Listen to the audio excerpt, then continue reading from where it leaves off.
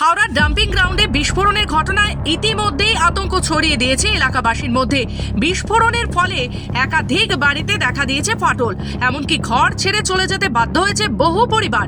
এই ঘটনার পর আরো বেশি উদ্বিগ্ন হয়ে পড়েছেন আসানসোল শিল্পাঞ্চলের মানুষ, কারণ আসানসোলে রয়েছে দুটি বিশাল ডাম্পিং গ্রাউন্ড, যা নিয়ে শহরবাসীর আশঙ্কা ক্রমেই বাড়ছে। আসানসোল মূলত কয়লা খনি অঞ্চল হিসেবেই পরিচিত। এখানে ধস নামা, ফাটল ধরার ঘটনা নতুন কিছু নয়, কিন্তু শহরের কালীপাহাড়ি এলাকায় জাতীয় সড়কের পাশে থাকা বড় দুটি ডাম্পিং গ্রাউন্ড এখন উদ্বেগের কারণ হয়ে দাঁড়িয়েছে। দীর্ঘ 40 বছর ধরে জাতীয় সড়কের দুপাশে এই বিশাল পরিমাণ আবর্জনা ফেলা হচ্ছে। হাওড়ার ঘটনার পর আসানসোলবাসীর মনে প্রশ্ন, এখানেও কি ঘটতে পারে একই ঘটনা?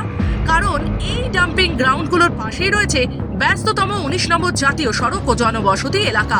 যদি হাওড়ার মতো বিস্ফোরণের ঘটনা ঘটে, তবে তার সরাসরি প্রভাব পড়বে জাতীয় সড়কে, বাধাগ্রস্ত হবে যান চলাচল, এমনকি আশেপাশের বসবাসকারী মানুষদের জীবনও ঝুঁকির মুখে পড়তে পারে।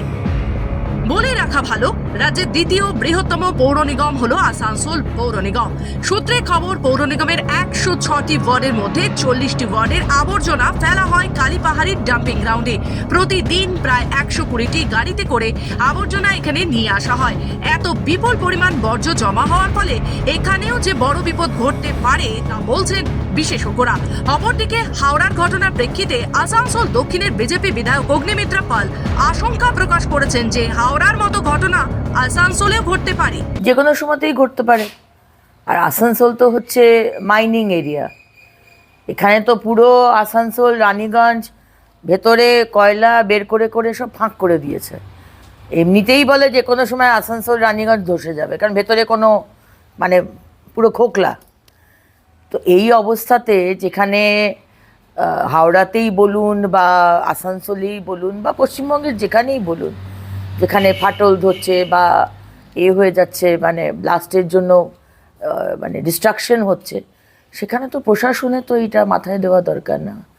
আসলে আমাদের এখানে প্রাণের তো কোনো দাম নেই। তবে এই আশঙ্কা উড়িয়ে দিয়েছে আসানসোল পৌর নিগম। ডেপুটি মেয়র ওয়াসিমুল হক জানান, আসানসোলের ডাম্পিং গ্রাউন্ডগুলোতে নিয়মিত পরিদর্শন করা হয়।